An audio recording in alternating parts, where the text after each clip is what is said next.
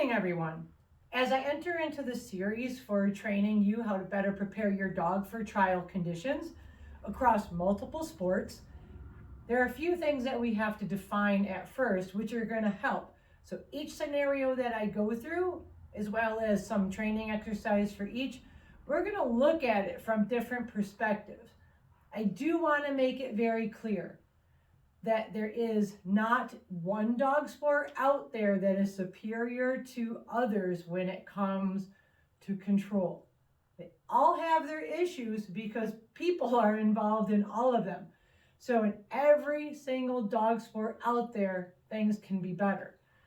We are going to look at things that we can do ourselves, and we're going to look for what we can do to prevent issues, and we're also going to look for things that we can do to train so that with that prevention of issues, accidents don't occur. We are dealing with dogs. Dogs are unpredictable, but with a little bit of safety, small little mishaps won't turn into big ones. The first term that we want to consider, and this is a biggie, this guy, he's got a little unhappy face. Negligence. Negligence, this is a big one. Most issues at dog shows are a result of handler negligence. What do I really mean by that? This is where you are not paying attention, your dog is not managed, and it is not showing a trained behavior.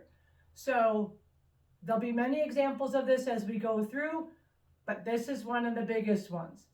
Handlers here on their phone or talking with a friend.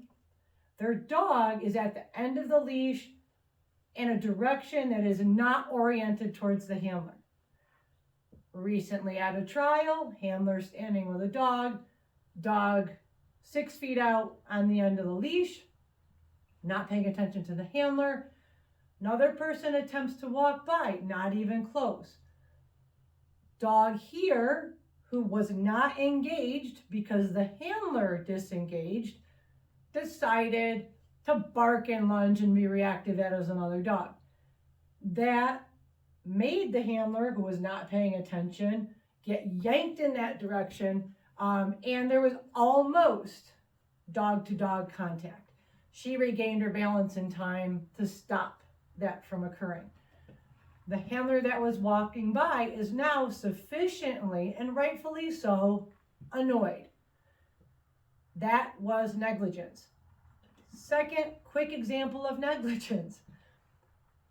Your dog has a fancy collar, a nice leash, or a harness, and possibly on some of these things, there might be a 2 or 3 prong buckle, plastic buckle that goes in there. And well, you left it on the dog in the crate and it chewed one of them off.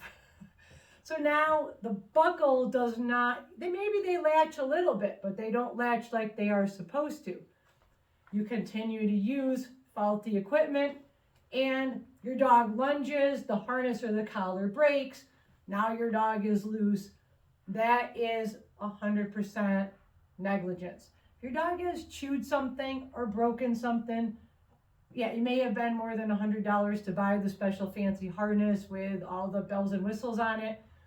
It's broken, get rid of it, buy a new one, make sure your equipment is secure. Next thing that we got to take a look at is management. So management is going to classify all the things that we do for our dogs, which we consider a special accommodation for the moment to get them past something, or if we're setting them up somewhere. So some examples of this would be, I have to walk by a group of people, I take out a piece of food, and I put it near my dog's nose and I lure the dog past the distractions. That's some management. Another bit of management would be that I choose to crate my dog in an area that is further away from possibly the front of the ring or close to the rings, in a quieter area because my dog is going to feel better over there. Those are both management. Management is not good or bad, but management can also succeed and fail. Believe it or not, negligence could succeed or fail too. So in the example that I gave of the lunging dog, well, no contact was made. So is that a success or a failure? That handler did fail, but because no consequence, nothing happened to the handler, it was no big deal. So my dog lunged a little bit, nobody died. So negligence can have both success and failure. So negligence is kind of a dangerous category.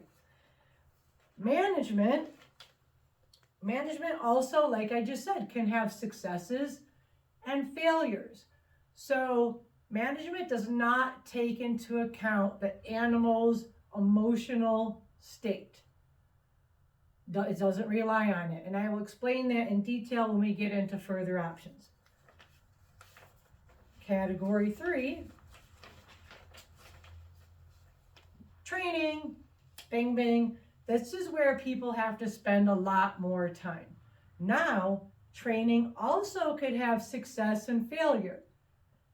There isn't a person out there that has a dog respond properly to every cue with the proper emotional state in every situation. But that's what we have to become more responsible as handlers to evaluate. Is my dog performing the behavior that I'm asking in the proper emotional state? It's a big one.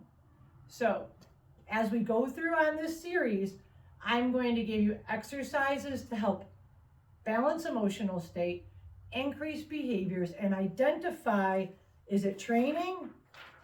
Is it negligence? We don't want that one. Or is it management? So stay tuned as we get into the nuts and bolts going forward.